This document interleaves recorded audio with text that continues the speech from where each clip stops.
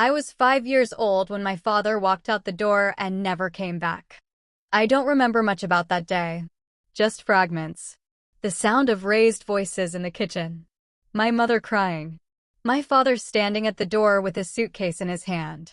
He looked at me for a long moment, and I remember thinking he might come back inside. Might hug me. Might say goodbye. He didn't. He just turned and walked away. Down the steps, along the path, out of our lives forever. I waited by the window for hours. Days. Weeks. Years, if I'm honest. I never stopped waiting, not really. Every time the doorbell rang, I'd look up, hoping. Every time the phone rang, I'd hold my breath. Every time I saw a man with the same height, same walk, same shape, my heart would leap. It was never him. My mother never talked about it. Not once. When I asked, she'd change the subject. When I pushed, she'd leave the room. Eventually, I stopped asking. The silence became just another part of our lives, like the empty chair at the dinner table or the missing presents under the tree on Christmas morning. We managed. My mother worked 2 jobs, sometimes 3, to keep us afloat. I learned to be independent, to need nothing, to ask for nothing. I grew up fast, too fast, and by the time I was 18, I was ready to leave that small town and never look back. I moved to the city, built a career, got married, had children of my own. I told myself I'd moved on, that I'd let go of the past, that I didn't need answers anymore. But late at night, when everyone else was asleep, I'd still wonder, why did he leave? Where did he go? Did he ever think about me? Did he ever miss me? Did he ever love me at all? 30 years passed. My mother passed away. My children grew up and had children of their own. Life moved forward, as it always does, carrying me further and further from that little girl by the window. Then, on a Tuesday afternoon like any other, the letter arrived. I was sorting through the mail, mostly bills and junk, when I saw it. A plain white envelope, handwritten address, no return address. Just my name in unfamiliar script. I opened it with trembling hands. Inside was a single sheet of paper. The handwriting was shaky, old, but clear. My dearest daughter, if you're reading this, I'm gone.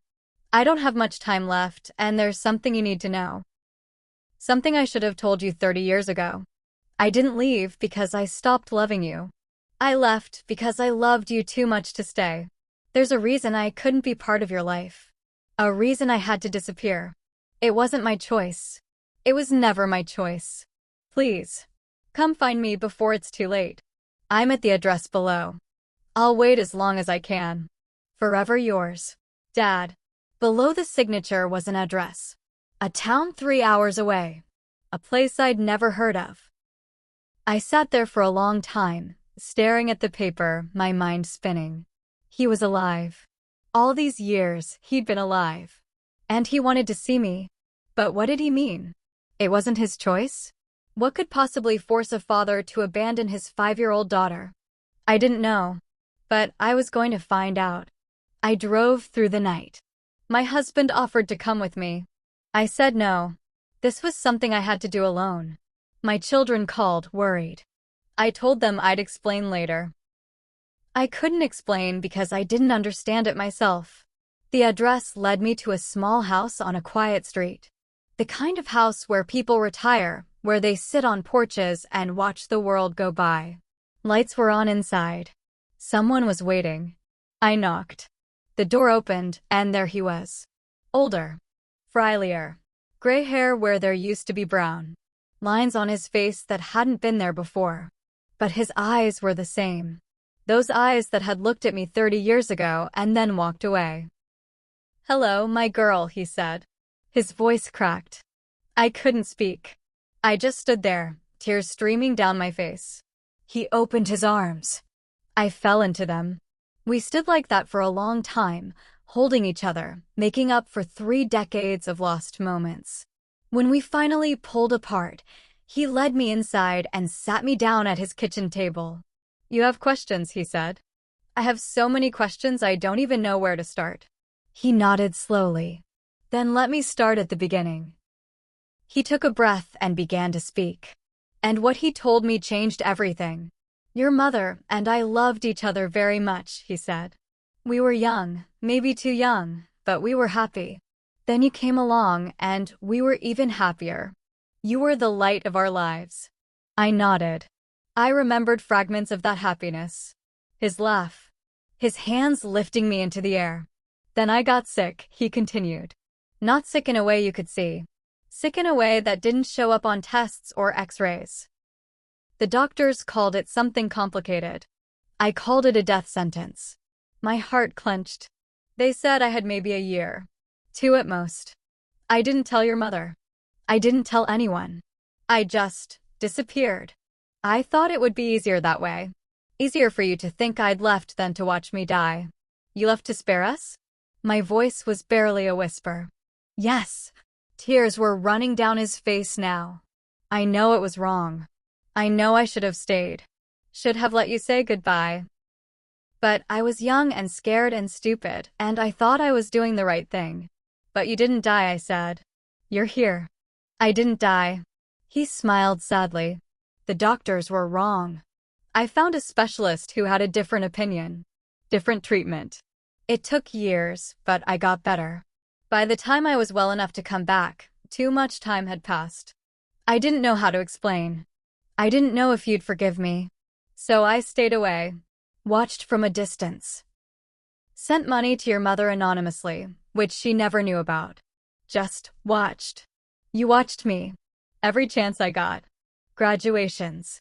Your wedding. The birth of your children. I was there.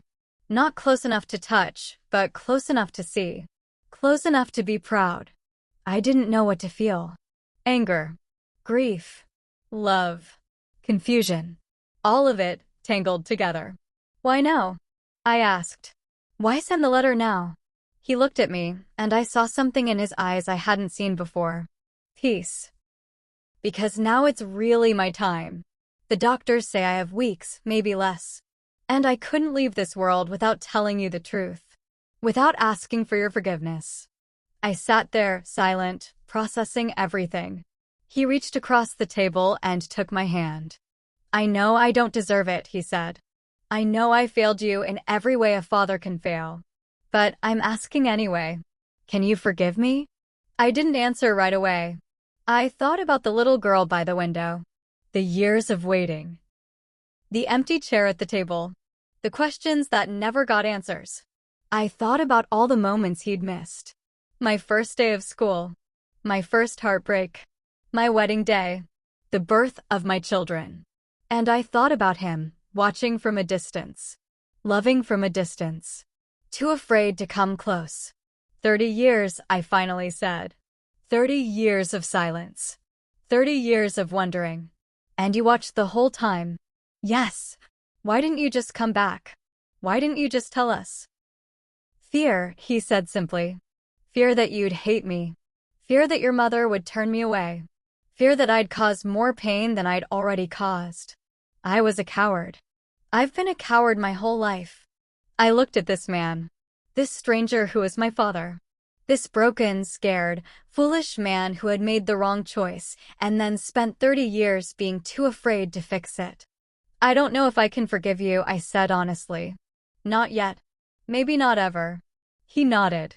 I understand. But I'm here. I came. That has to count for something. It counts for everything. I stayed for 3 weeks. Every day, I went to that small house and sat with him. We talked. About his life, my life, the years we'd lost.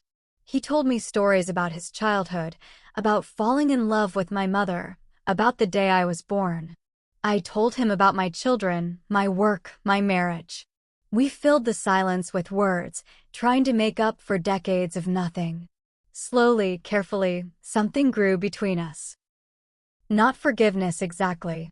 Something softer. Understanding. On his last day, I held his hand as he slipped away. Thank you, he whispered. For coming. For giving me this. I'm glad I came, I said. And I meant it. He smiled, closed his eyes, and was gone. After the funeral, I went back to his house one last time. There was a letter on the kitchen table addressed to me. I opened it. My dearest daughter, if you're reading this, I'm at peace.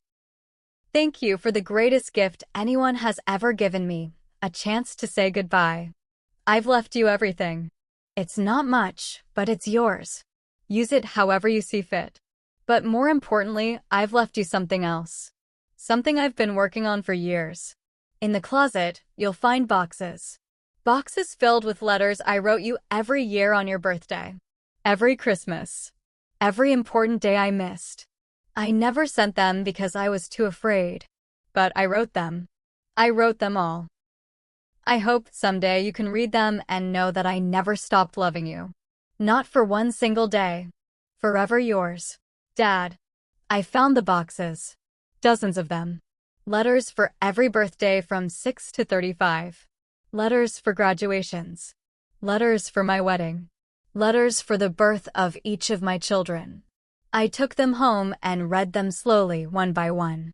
They told the story of a father who loved from a distance, who celebrated every milestone in secret, who never stopped wishing he could be part of my life. It didn't erase the pain. It didn't fill the empty chair at the table. But it did something else.